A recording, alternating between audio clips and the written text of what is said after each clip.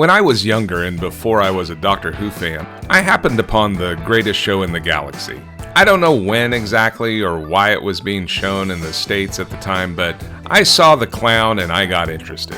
I remember thinking it was trippy as hell, but that clown sure was creepy and I liked it. I mean, it didn't make me a fan, and I don't even remember if I only saw one episode or just the last two, but the clown and the eyeball and the rock gods stuck with me. Once I became a fan and went down the typical obsessive thing where you try to watch every story available to know all the things, I sort of got a bit fatigued by the end. I mean, it's a lot of episodes, even with the missing ones, so maybe my eyes glazed over, or I skipped it to get to the end, or the subsequent substance abuse has rendered my memory obsolete, but I don't remember much about it other than the clowns and the eyeball. So let's figure out if my childhood brain was right, and this episode was worth all my years of spotty recollection, but weird reverence to it, or does it suck ass and young Salty was just impressed by the product of a bad acid trip?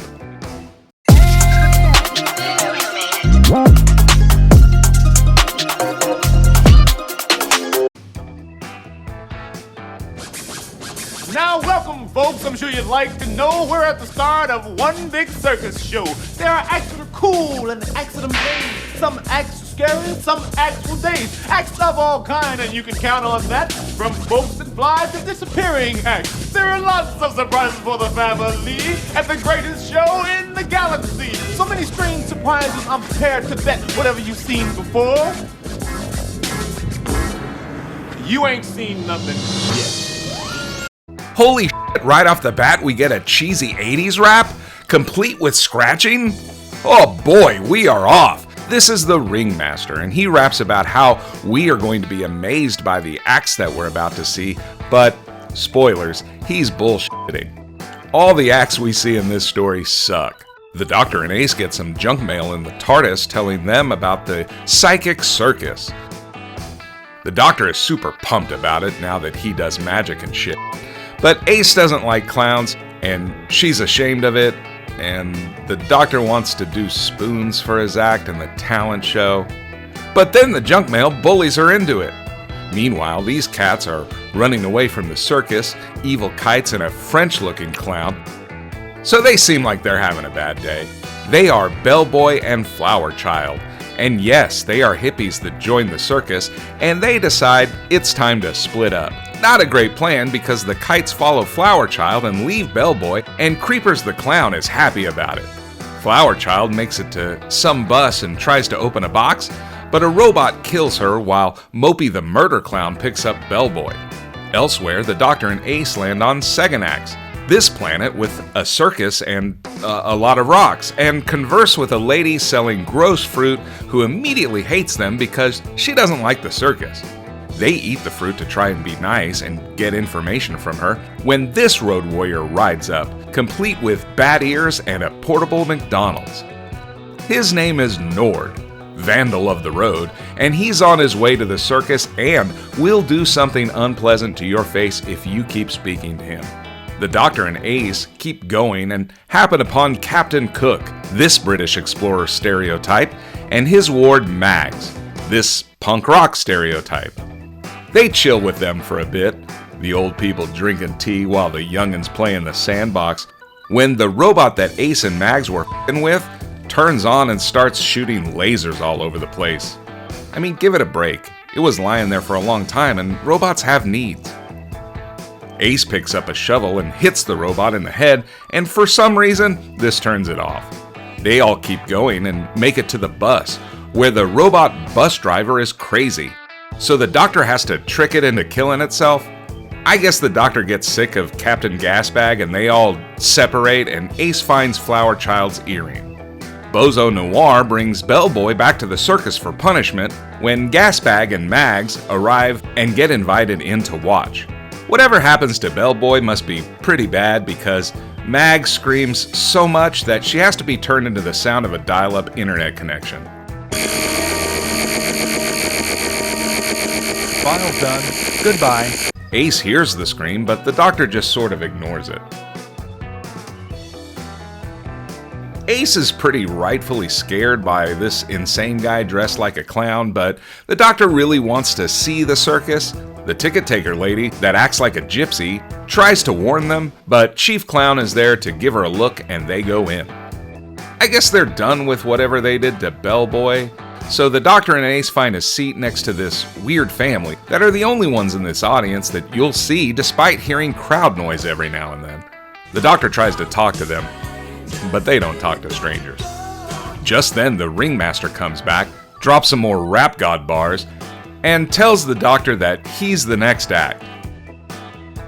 The doctor accepts because he's a ham, I know the feeling, and the ringmaster sends the doctor to the dressing room while Chief Clown interrogates Ace about the earring. The doctor meets up with Gasbag, Mags, and Nord since they are all waiting to do their circus acts too. Turns out they're really in a cage. Try not to be shocked. And he meets Deadbeat, who proves what happens when you take way too much acid. Anyway, Nord is next up to die in the ring. I haven't mentioned this kid yet because he sucks and has literally zero bearing on the plot other than to insult the audience, but he shows up at the circus on his bike.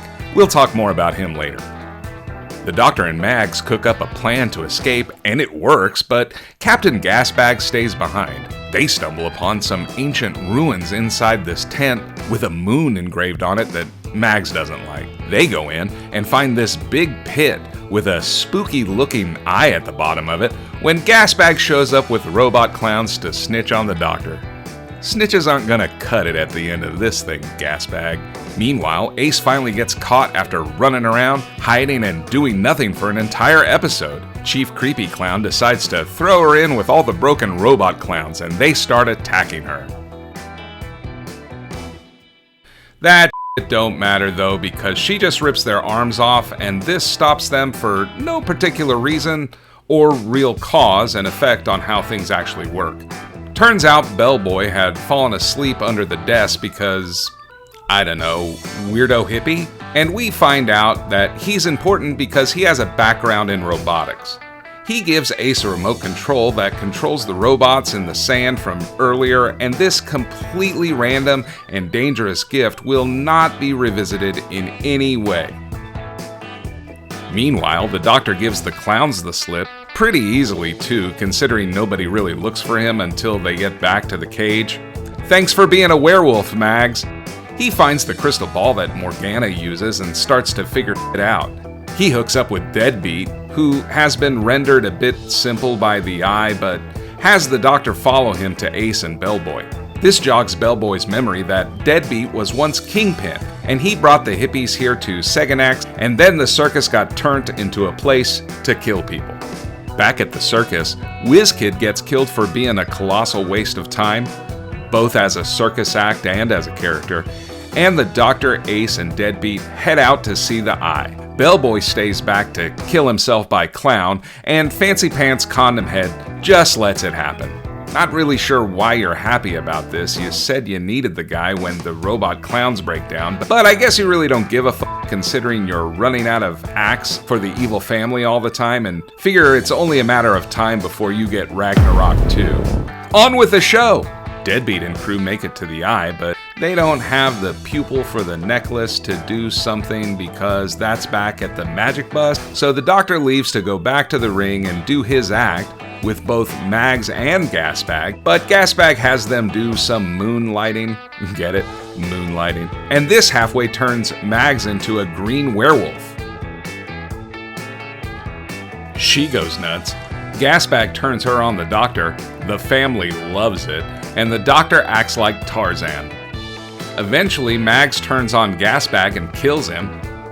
If you're sad, don't be, he comes back later on. Meanwhile, Ace and the doctor find the other part of the necklace. She finds the box, but the ticket robot finds her. Conveniently, she kicks the box, and it opens while he's crushing her head. I'm crushing your head! I'm crushing your head! Deadbeat puts the eye together and remembers now and tells Ace to hit the button on the head instead of maybe getting up after being pushed down one time. And she does so and it explodes. The doctor and Mags escape, but the family want more, so the chief clown has Ringmaster and Morgana killed by Basket. The Doctor sends Mags to Ace, and then this shot happens. How fucking cool is this? Sure, it's just a filter change, but imagine minds being blown back in 1988. Okay, it looked cheesy back then, but I still don't care. And Jesus, does this thing just go on and on?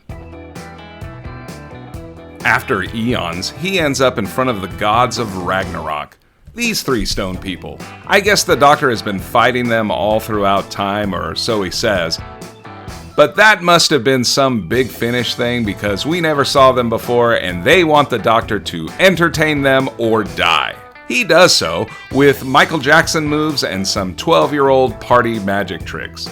Like the one your dipshit little cousin who decides to force the family to watch him fuck around with bandanas and pour milk into cups poorly because your uncle gave him a book last Christmas.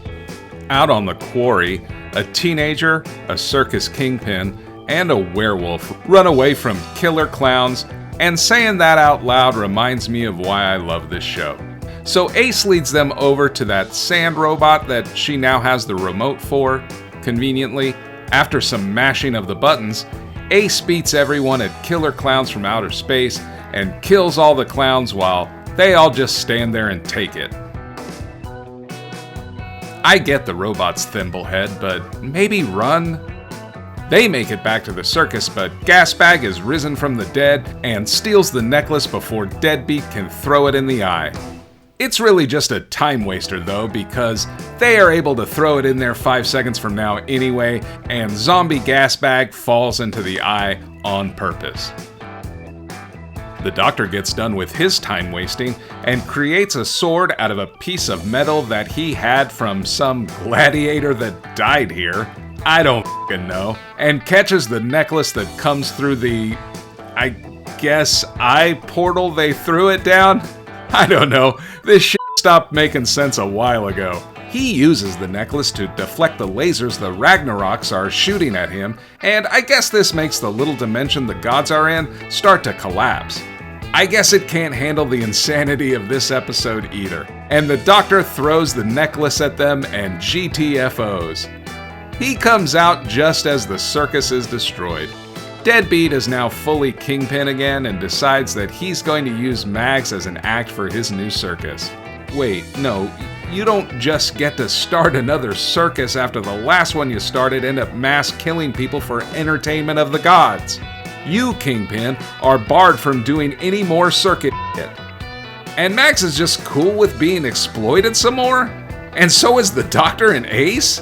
What the fuck is going on? The end. Okay, that sure was an ending that made zero sense, but like all RTD seasons, it's the journey, not the destination that matters. So let's look at the things that I liked. I really liked the Chief Clown. I mean, his actions are dumb as shit, but he sure is menacing. I love that this actor understood that he needed to go as over the top as he could with his insane facial expressions, because even though clowns were starting to get scary in 1988, they weren't the nightmare fuel they are for us today. But I bet if you haven't seen this one in a while, and have a fuzzy memory of it like I did, you remember this fucker. The makeup, the outfit, his giant shark-like teeth and evil grin. Like, you have to have some balls of steel not to at least be a little uncomfortable with this guy. Unfortunately, his ambiance starts to fall apart a little once he starts making decisions that ultimately bring down the whole circus. Like, brother, when you're punishing Bellboy, you didn't need to let Gasbags and Mags in to watch it. You decide to take Bellboy back to the robot room so that he can fix the broke ones, and then literally find Ace 5 minutes later and take her right to the same room? I get that you wanted to scare her, but had you not made that brilliant decision, she doesn't meet up with Bellboy and end up taking the whole place down. God knows the Doctor was too excited about going to the circus to figure anything out, and you ended up having him in a cage. If you had just decided to take Ace over to the Board family to get Ragnaroked, this shit doesn't happen. But nevertheless, you looked cool, and you're the most memorable thing about this story. I liked the look of this episode, at least when they had the money to spend. Most of the thing looks like every other Doctor Who episode, what with the endless rock quarry, hand-me-down high school theater costumes, and a labyrinth of hallways, even though this was set in a tent. But the important things in this episode were pretty fun to look at. I liked the eye thing. They knew it looked a little sus, so they made for sure not to show it too much, which I think was to its benefit. And I already mentioned that I was creeped out by Baguette Bozo and his look, and I liked the Ragnarok guys. I don't understand them or what the f they were, but after what we've recently had to endure, I'll just figure they were retrofitted to be part of the Pantheon and move on. I mean, with all the painted styrofoam, flashy costumes, and Mag's weird lichen transformation, you can see what the production spent its money on, and I give those elements a thumbs up. Thanks for paying your taxes, British people. Because of you, we got to see Mags in Mid-Werewolf. Things I didn't like. I didn't like the Doctor not figuring this shit out quicker. I mean, I get that he's into the circus now that this incarnation is the playful clown at first. And I can certainly understand why the Doctor would be interested in something called the psychic circus no matter how he's presenting at the moment. But how are you surprised that you ended up in a cage with all the damn clues you were given? First up, you have some male robot materialize in the TARDIS, which I'll get to, but the damn thing manipulates Ace into going to a circus, even though you know she's scared of clowns. Then you show up on some barren wasteland with grumpy locals that warn you against the circus. Then you meet Gasbag and his mail-order werewolf, who talk cryptically about it, and you get accosted by not one, but 2 rogue robots. And as if that wasn't enough, Ace basically swears on a Bible that she heard a scream somewhere that you didn't hear, and you're just like, well, you don't hear it now, so let's go to the circus. But you still have no suspicions even when the gypsy at the front is trying to warn you and the evil clown is beckoning. Nobody is in the big top even though you heard a crowd, and that creepy family won't talk to you. Yet when you get into the backstage area and find out you're in a prison, you're freaked out about it? How? At first I was like, McCoy is f***ing with me, and he knew the whole time. But nope, he mumbles about how he should have listened to Ace. Bro, you're supposed to be the dark manipulator. It's hard for me to take you seriously when you get duped by carny hippies. Like, you're kinda stupid this whole story. You couldn't figure out Mags was a werewolf when she comes from Wolvania, is basically a slave of Captain Gasbag, and gets freaked out by the moon? I guess your brain was a bit fried after wiping out Skaro and blowing up 1,000 cyber warships. I hated Wizz Kid, or whatever the hell this thing is called. Nord was stupid, Nord was funny. But this kid was neither. Hell, I didn't even like Captain Gasbag, but he doesn't get his own point in things I didn't like because I wasn't supposed to like Gasbag anyway. I mean, I could probably give him some shit for being a terrible character, but Doctor Who is littered with those kinds of dudes. But you I don't like at all. You served no purpose in this story. You showed up on your stupid bicycle, irritate everyone with your super fandom over the circus, and die without even doing all. You committed the sin of not impacting the plot in any way at all, and could have been written out without anyone even noticing. But even for that, I probably could try to overlook it and have some fun with it, but the real problem with you is that you're written as a commentary on Doctor Who fans. Look, I already made the point a few times that when the writers decide that they're going to try and poke fun at the fan base, it never goes well in Doctor Who. And that's who Wizz Kid is really supposed to represent. He's a dig at Doctor Who fans. So let's now keep a tally on what Doctor Who writers think of their fan base over the years. In 1988, they thought you were annoying as f*** because you took the time to know everything about their show and were excited to talk to them about it. They found that irritating, so they killed you in their story. In 2006, we were just a bunch of sad dweebs that had little purpose outside of fandom and could only get laid if our girlfriend was turned into a piece of sidewalk. And this year we were shown to be overeager know-it-alls that are not really worth saving, but serve some cute comic relief until the writers killed us. Sorry guys, every time you write something into the show to represent your hardcore fans, you insult them, and I think it's best that you stick to writing enjoyable science fiction, because even though many of us are heads that cause division and spew hatred, the rest of us are pretty cool people that like your show because it's awesome, and we'll keep watching no matter if the current story sucks or not. Give us a break. We like your show and like to know everything that we can about it. We buy your toys, we wear your scarves and fezzes, and point glowing sticks at each other for fun. Maybe show that you actually like us rather than taking opportunities to poke at us and insult us. Things I didn't understand. I don't understand why anyone comes to this circus. Well, I guess they don't, considering nobody's in the stands, but it is mentioned a few times that people keep showing up.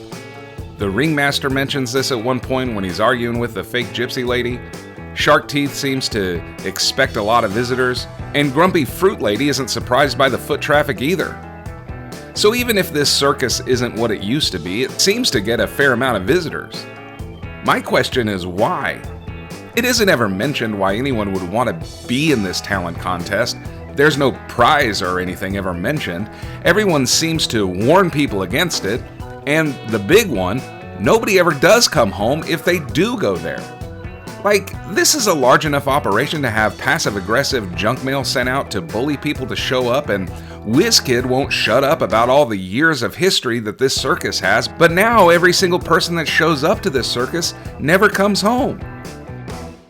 And this seems to have been happening for enough years now to be a regular thing on this planet, so I wonder how there wasn't a massive galactic investigation after the first year the circus landed on Seganax and its entire audience never made it home, and turned this into the greatest arrest of a hippie cult since the Manson family. I don't understand Bellboy's plan to save Flower Child. So they're being pursued by some kites with an eyeball on them that Flower Child made, that have been corrupted somehow to basically spy on them until Ronald McNightmare can come catch them in his hearse. Bellboy here gets the bright idea that they should split up because, as Flower Child says, one of them needs to get there.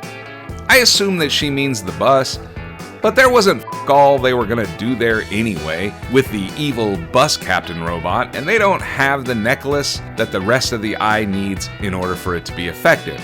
Maybe they thought it was a magic bus and they could fly. They are hippies. But Bellboy tells her he's gonna wait around here for a while and see if he can find a longer way around, and that should draw them after him. Hey man, your girlfriend running off while you wait around for a while is definitely not going to draw them after you. See, you're standing still, looking up at the heavens and shouting. She's running on with very little hiding spaces in this rock quarry and is very easily seen.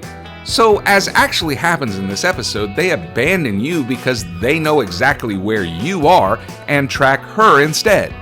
And here's the thing about it too, Bellboy. You're important to French Pennywise. So he doesn't kill you.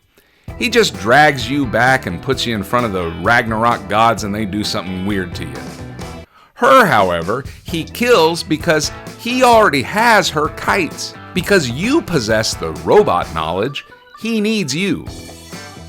That, dum-dum, is leverage. So even if you don't possess the leverage to get out of the bad situation that you are as a slave to robot clowns, you do possess the leverage to keep your girlfriend alive. Nitpick Corner! Anyone else find it hilarious that when you find out who the little family is, this little trio of Ragnarok gods, but then you remember back when the little kid was about wanting ice cream and whining about being bored, and the parents basically tell the little fucker to shut up and eat popcorn. So I would assume that the one in the middle is actually a child god, and this is how little child gods act? I mean, I assume that, but I much prefer to think of these three as not a family at all, but just three rando gods together, but one of them acts like a little spoiled brat all of the time. Big Finish. call me. I just got myself an idea that's gonna make us $1 million on this one. Look, I get that it's just a narrative device to get the Doctor and Ace to the circus, but it always irritates me when things just materialize in the TARDIS. Because this thing has a pocket universe inside it, and has been shown time and again to be a safe haven that the Doctor knows cannot be infiltrated unless you have a key. So it feels like when something does show up inside it, unannounced, it should be a very powerful entity like the Dream Lord or the Black and White Guardians. Not some piece of junk mail or the Kerblam Man. I like thinking of the TARDIS as the single most powerful thing on this show outside the Doctor's brain, so it frustrates me when some robot with ill intentions is able to just pop in there without an invitation. Maybe the Doctor has mail settings on the thing and just likes getting ads, or doesn't know how to turn it off. Okay, I'm dumb and need to go back to posting on Reddit. Yeah, this one wasn't what I remembered. I had remembered something cool because I was a kid watching this on some PBS station in the States because it had a creepy clown and I like Stephen King but it really didn't have a ton going for it. I think the biggest problem that I had with it is the fact that it really felt long. The first and last episodes are fun to watch, but the stuff in the middle was all padding. Honestly, if it hadn't been for the eye thing and the clown, it would have been a struggle to get through this one. Look, I know not every Doctor Who story needs to be amazing and say something profound. I mean, Silver Nemesis didn't have either of those things, and I had a great time watching it. But this one drug way too much in the middle, and that hurt the entertainment value. I give The Greatest Show in the Galaxy a 4. Again, I did like some things about the episode and was entertained when it was entertaining. And that was probably 40% of all 4 episodes. So, a 4 is what you get. So hey, we did it! We made it through all 4 stories in the 25th season. That means I have a promise to get to. See, I asked a while back for viewers to send suggestions for classic episodes for me to review, and that was going great.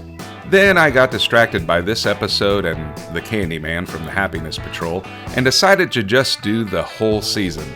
You see, ADHD is a thing.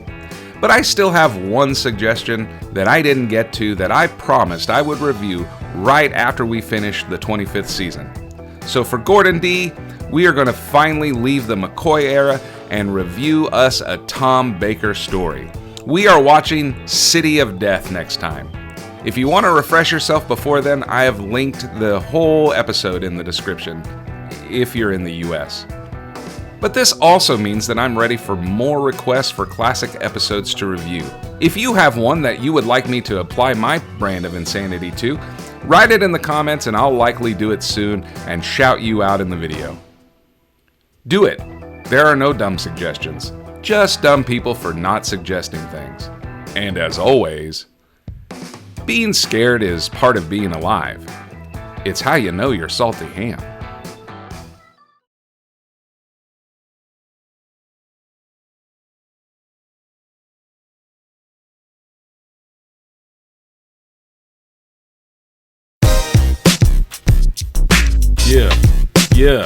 Yeah.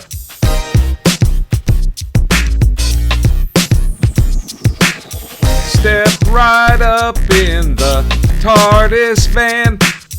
Gasbag brags, but he ain't the man.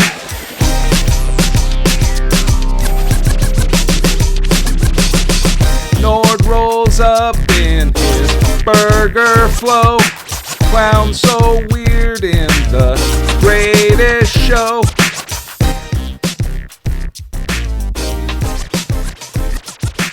Wow, you made it all the way to the end? You are a pretty awesome person. I hope you enjoyed the video, and hey, YouTube thinks you'll like this video next. You probably shouldn't try to fight it.